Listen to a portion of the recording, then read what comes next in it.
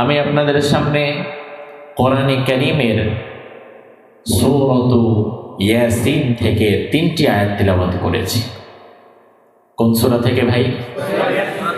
সূরা ইয়াসিন। ইয়াসিনকে বলা হয় কলবুল কোরআন, কোরআনের হৃদয়। এই সূরা থেকে আমি 3টি আয়াতে কারিমা তিলাওয়াত করেছি। আল্লাহ তাআলা যে আয়াতে কারিমার মাঝে আমাদের কবর থেকে নিয়ে হাসর পর্যন্ত যে চিত্রটা আসবে, এই চিত্রটা আল্লাহ তাআলা এই আয়াতগুলোর মাঝে তুলে ধরেছেন। আপনি যেখানেই থাকুন না কেন, বাংলাদেশ অথবা Malaysia, Singapore, Thailand, Hong Kong, America, সৌদি আরব, যেখানেই থাকেন না কেন, মৃত্যু কি আসবে না? কবরে কি যেতে হবে না? যেতে হবে। তাহলে আমাদের প্রত্যেকের শেষ গন্তব্যটাই হচ্ছে কবর। প্রত্যেকের শেষ গন্তব্যটা আমরা সকলে কম বেশি জানি। ওই কবরে যখন আমরা যাব, আমাদেরকে কিন্তু এমনি এমনি পার পাওয়া যাবে না। কবরে যাওয়ার পরে কবরের কিছু প্রশ্ন আছে না? আমি আপনাদের কাছ থেকে একটু জবাব চাই। জানা থাকলে বলুন তো ভাই, কবরে যাওয়ার পরে আমাদের প্রশ্ন হবে কয়টা? জোরে বলেন। একজন শুনলাম 4টা, বাকিদের শুনলাম 3টা। এখন কোনটা ধরবো? যেটা ইচ্ছে।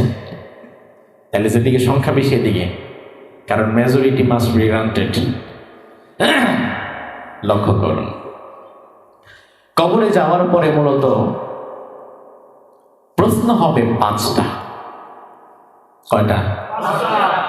এমন একটি প্রশ্ন আছে যে প্রশ্নটা হবে মনস্তাত্ত্বিক, সাইকোলজিক্যাল টেস্ট। এই মনস্তাত্ত্বিক প্রশ্নটা সবার আগে আসবে। আপনার রবকে, আপনার নবীকে, আপনার দিন কি, এই প্রশ্নগুলো আসবে পরে। এর আগে একটা সাইকোলজিক্যাল টেস্ট হয়ে যাবে। তার কারণ হচ্ছে কবরের প্রশ্ন। এই প্রশ্নটা আরবিতে হবে, বাংলাতে হবে, ইংরেজিতে হবে, নাকি মালয় ভাষায় হবে? কবরের প্রশ্ন হবে একটি ভাষায়। সেটা কোন ভাষা? জোরে বলেন। এখন আরবি ভাষায় কথা বলতে আপনারা পারেন? যারা সৌদি আরবের প্রবাসী তারা কিছু পারতে পারে, বাট মালয়েশিয়ার ভাই আমরা যারা, আমরা পারি না। এখন আমরা যদি আরবি না পারি, তাইলে যে ভাষায় আমার প্রশ্ন করবে, ওই ভাষাটা যদি আমার জানা না থাকে, আমি উত্তর দিতে পারবো? তার মানে কবরের প্রশ্ন দিতে গেলে আরবি জানা লাগবে। এখন এটা যদি হয় আরবি জানা যদি লাগে, তাইলে আবু জাহালের ভাষা ছিল কি? আবু লাহাবের। তাহলে এদের ভাষা যেহেতু আরবি, তাইলে এরা তো মোটামুটি প্রশ্নের জবাব দিয়ে আগেই সালসালায় জান্নাত।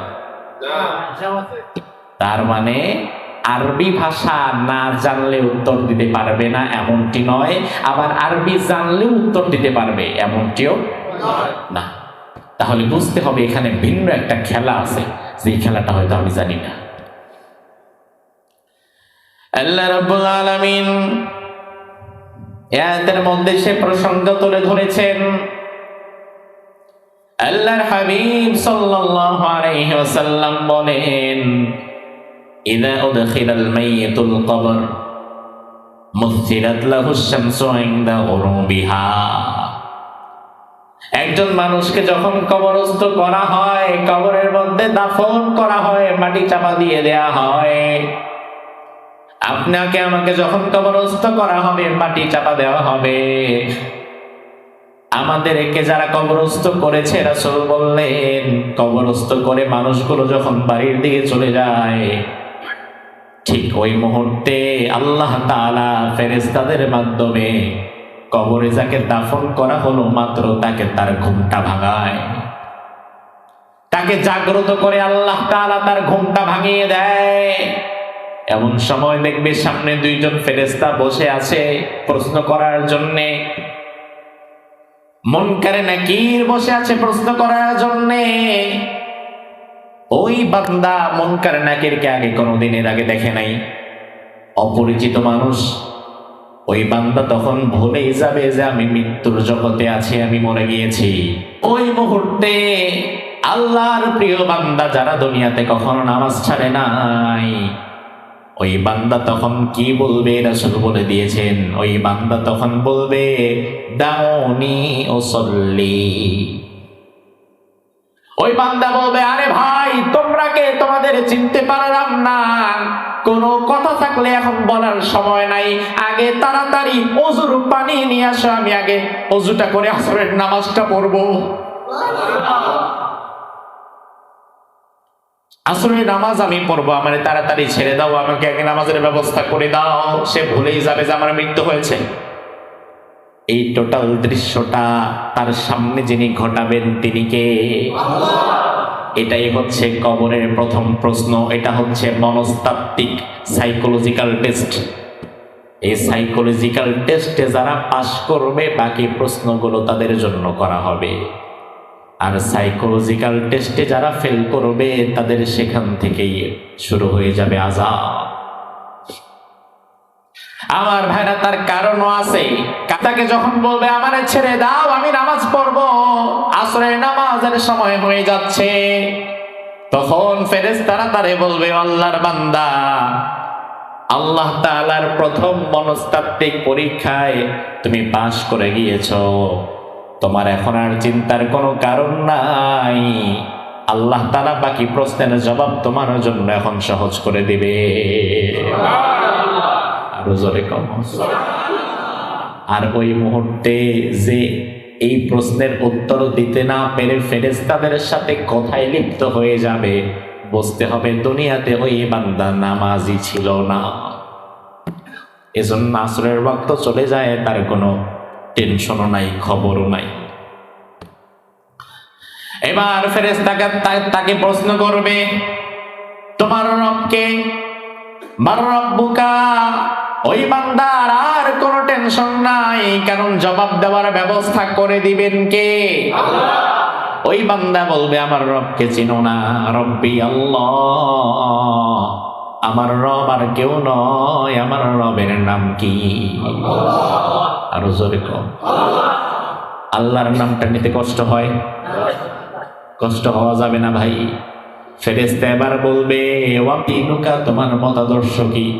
তোমার জীবন ব্যবস্থার নাম কি ছিল? তোমার ধর্মের নাম কি ছিল? তখন জবাব দেয়া হবে, আমার দ্বীনের নাম হচ্ছে ইসলাম। আমার দ্বীনের নাম কি? এবার বলা হবে, তোমার নবীকে? কার আদর্শ মেনে জীবন চলেছ? জীবনে কার আদর্শ মেনে তুমি কাজ করেছ? জবাব দেয়া হবে, আমার নবী হচ্ছে মুহাম্মদ সাল্লাল্লাহু আলাইহি ওয়াসাল্লাম।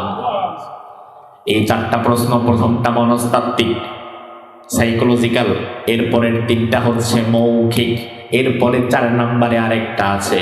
এবার ফেরেশতারা বলবে, আল্লাহর বান্দা, আল্লাহ যে তোমার রব, মুহাম্মদ যে তোমার নবী, ইসলাম যে তোমার ধর্ম, এগুলো তুমি কোথা থেকে জেনেছো? ওয়ামা ইলমুকা, তোমার জ্ঞানের সোর্স কি? তখন বলা হবে, ক্বারাতু কিতাবাল্লাহি ওয়া আমানতু বিহি, আমি আল্লাহর কোরআন পড়েছি, আমি তার প্রতি ঈমান এনেছি। সুবহানাল্লাহ। এবার ফেরেশতারা বলবে, আর কোনো কষ্ট তোমার নাই। একজন আওয়াজ দিবে, ওয়ানাদা মুনাদিম মিনাস সামা, আসমান থেকে একজন ডেকে বলবে, আমার এই বান্দা সব প্রশ্নের জবাব সঠিক মতো দিতে পেরেছে, আমার বান্দাকে আর কোনো ডিস্টার্ব করা যাবে না। আমার বান্দার জন্য জান্নাতের দরজাটা খুলে দাও, আমার বান্দার কবরটাকে তোমরা জান্নাতের বাগান দিয়ে সাজিয়ে দাও।